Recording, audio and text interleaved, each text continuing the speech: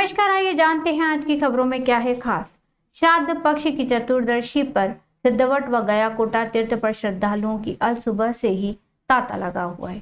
चतुर्दशी को जिन लोगों की मृत्यु अकाल कारणों से हुई हो उसका तर्पण और बाबा सिद्धवट को दूध चढ़ाने और तर्पण पिंडदान करने से उनकी आत्मा को शांति मिलती है।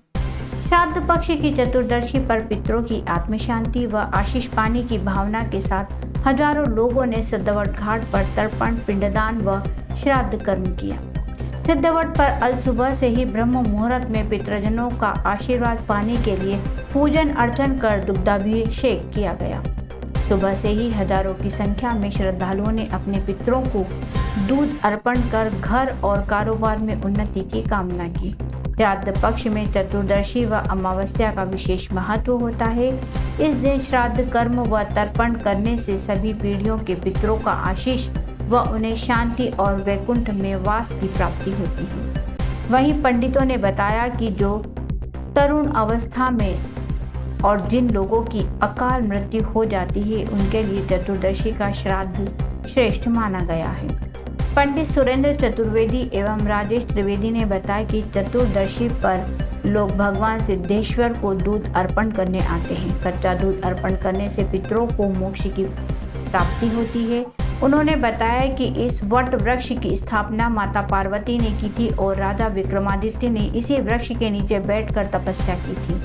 अपने स्वर्गवासी पूर्वजों की शांति एवं मोक्ष के लिए किया जाने वाला दान और कर्म ही श्राद्ध कहलाता है। इसी की कामना को लेकर जिसने हमें जीवन दिया उसके लिए, जिसने हमें जीवन देने वाले को जीवन दिया उसके लिए तथा जो हमारे कुल एवं वंश का है उसके लिए किया जाता है। पूर्वजों की मोक्ष की प्राप्ति के लिए हजारों की संख्या में लोग पिंडदान और तर्पण करने के लिए सिद्धवट घाट पर पहुंचते हैं। यहाँ पर तर्पण कर भगवान सिद्धेश्वर पर जल चढ़ाकर पितरों की मोक्ष की कामना इस प्रकार करते हैं कि उनके 3 पीढ़ियों के लिए किया जाने वाला ये पिंडदान और तर्पण श्राद्ध कर्म हो।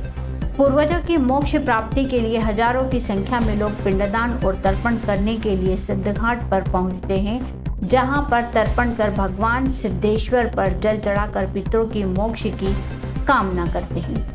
इस प्रकार 3 पीढ़ियों तक के लिए किया जाने वाला होम, पिंडदान तथा तर्पण ही श्राद्ध कर्म कहलाता है।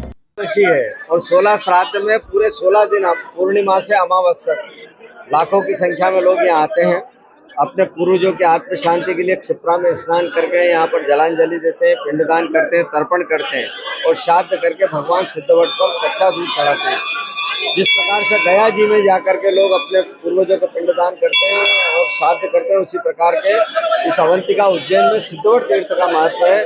लोग यहाँ पर अपने पूर्वजों की आत्म शांति के लिए पिंडदान तर्पण करके भगवान को कच्चा दूध चढ़ाते हैं। कच्चा दूध चढ़ाने से उनके पूर्वजों की आत्मा को शांति मिलती है। आषाढ़ शुक्ल पक्ष की एकादशी देव शयन का समय होता है और कार्तिक शुक्ल पक्ष की एकादशी देव के उठने का, भगवान विष्णु के उठने का समय होता है। उनके शयन से उठने के बीच में सभी देवताओं के अलग अलग पूजा विधान का हमारे सनातन धर्म संस्कृति में उल्लेख करने, जो भैरव उपासना से शुरू होकर के भगवान शिव की उपासना, श्रावण में गणपति जी का पूजन, पश्चात गणपति जी के बाद में श्राद्ध पक्ष आता है जहां पर हम सारे पूर्वजों को याद करते हैं और इसके पश्चात नवरात्रि में माता जी और महालक्ष्मी पूजन के बाद भगवान विष्णु के उठने के साथ में यह सारे पूजा विधान समाप्त होते हैं। तो इसमें जब ये महालय श्राद्ध का जो दौर आता है, यह दौर में सर्वपितृ अमावस्या, जो कि सबसे बड़ा दिन पितृओं का माना गया है। सूर्य से पिता को देखते हैं हम, चंद्रमा से माता को, और सूर्य चंद्रमा जब दोनों एक राशि में होते हैं वो दिन अमावस्या होती है। और श्राद्ध पक्ष के अंदर वह अमावस्या सबसे बड़ी अमावस्या के रूप में जानी जाती है और इसलिए पूरे देश से श्रद्धालु जन यहाँ आकर के प्रेतशिला तीर्थ सिद्धवट पर माँ क्षिप्रा के तट पर तर्पण, श्राद्ध और अपने पूर्वजों के लिए पिंडदान करने आते हैं।